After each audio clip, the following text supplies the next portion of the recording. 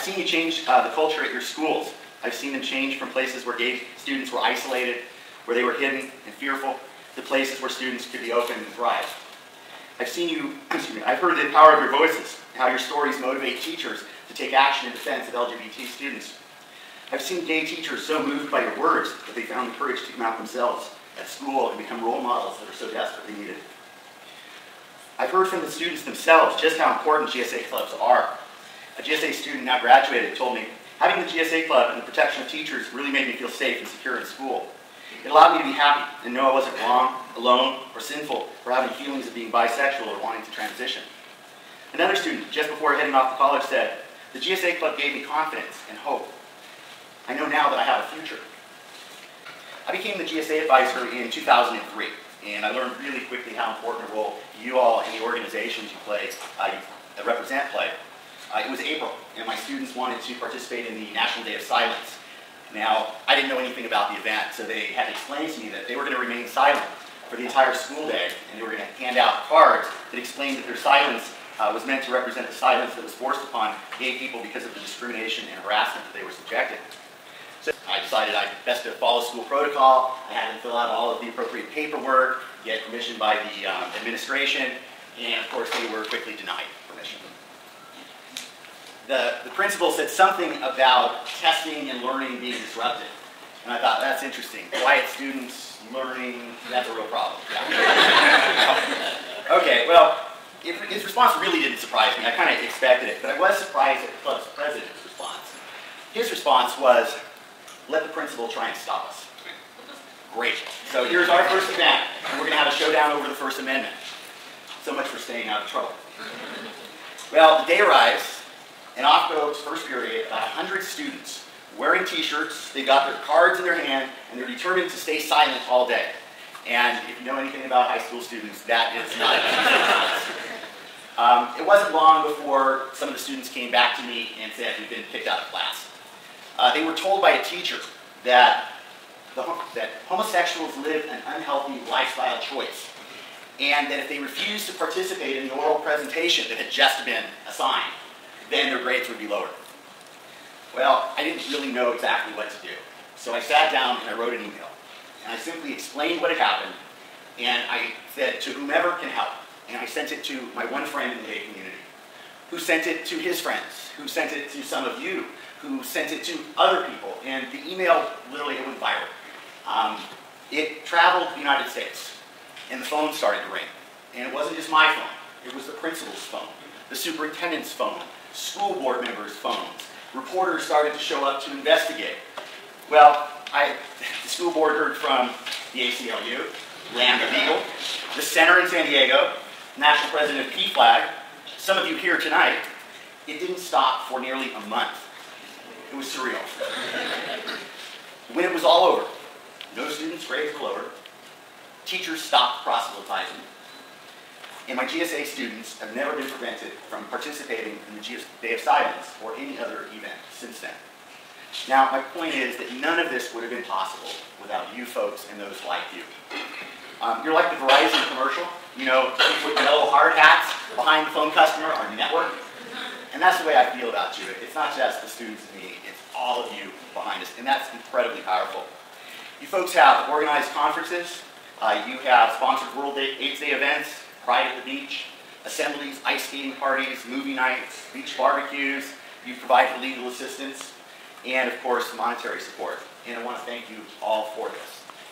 However, I'm here tonight to also ask even more of you. Recently, we mourned the death of 11 of our youth who never should have lost their lives.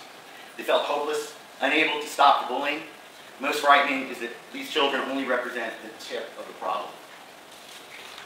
Thousands more suffer in silent anonymity at the hands of their tormentors. We simply have to do more. We must continue to reach out to the GSA clubs to strengthen them, make them a bigger presence on more campuses in the county. Now, I thought I'd take the opportunity to share some ideas and ask for your help. So for those of you who are directly involved with schools, either as board members or administrators or counselors or teachers, you can make sure your staffs get trained. It is critical. It has been the most important thing to make a change at Carlsbad High School. If we're going to make students safe, The teachers cannot be allowed to remain ignorant any longer. They must understand the issues LGBT kids face and the strategies that work to keep them safe, because there are strategies that work. Now, while I'm enormously proud of the kids at Carlsbad High School for what they've accomplished over 7 years, I would be remiss if I didn't mention the critical role of the superintendent, the principal, the vice principals, the counselors, and the teachers. When my students first decided that they wanted to create a workshop and train their own teachers, we said, well, let's go to the superintendent first and see what he says. So we approached Dr. Roach, the superintendent of Carlsbad, with the idea that we had. And his response actually stunned me. He said, that's a great idea. But he said, let's first train every administrator in the district. So the very first training my students did, 3-hour training, was for 22 administrators. Every principal, vice principal, assistant superintendent, and Dr. Roach, the superintendent himself, came into my room, and for 3 hours we put on a workshop. Kids shared their stories, what they needed teachers to do. And when it was all over, the superintendent stood up to all his administrators and he said, this is important work, get it done. I was stunned. I never could have imagined in the past years that that ever would have happened. And it was incredible. Now, it wasn't just that he was mandating it, which of course he was, and that wasn't a bad thing either, but what he was really doing was he was giving his administrators permission. He was saying, in essence, don't worry about school board members who don't like this. Don't worry about the staff members who think it inappropriate. Don't worry about the community who opposes it. I'll take the heat. And that made all the difference. It opened up the doors to our schools, to our classrooms, because no principal had to worry that he was going to lose his job because of allowing us to do it. Because there's one of the things that go on in schools, and I really sometimes feel for principals, is they're kind of between the rock and the hard place. And they just want to stay neutral because they feel like they're going to get in trouble no matter what direction they go. And this was really taking that off of them and saying, you don't have to worry. And it just changed everything. So for those of you who don't work in schools, there's also some things that I would ask of you. Now, working with high school students and GSA clubs is a lot like herding cats. In fact, we left the student behind tonight. We had to go back to pick her up again. That's just the way things are. So, okay.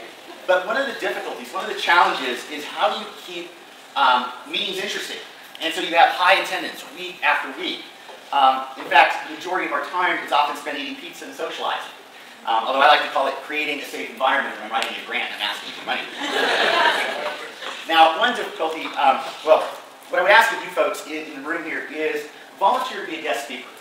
We've had guest speakers this year, one after another, and it is fantastic. Now, I know some of you are saying to yourself, what do I have to say that a high school student wants to hear? Well, I can tell you they do want to hear. They want to hear your stories. They want to hear from people who have dealt with the same issues that they're dealing with. You are also incredible role models for them.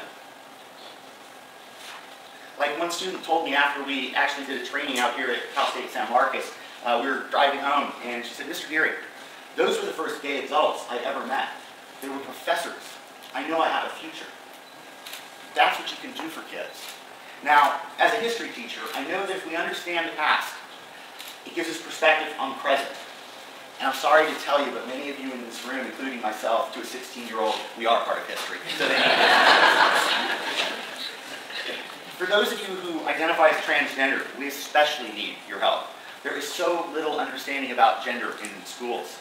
I can guarantee that if you speak to a GSA club, you will change the life of a student in that audience. I can guarantee it. 3 weeks ago, one of my students who was in the GSA club 7 years ago came back to speak. It was the very next day, a student very quietly came to me and said, Mr. Geary, could I have Daniel's email? It was like throwing her a lifeline.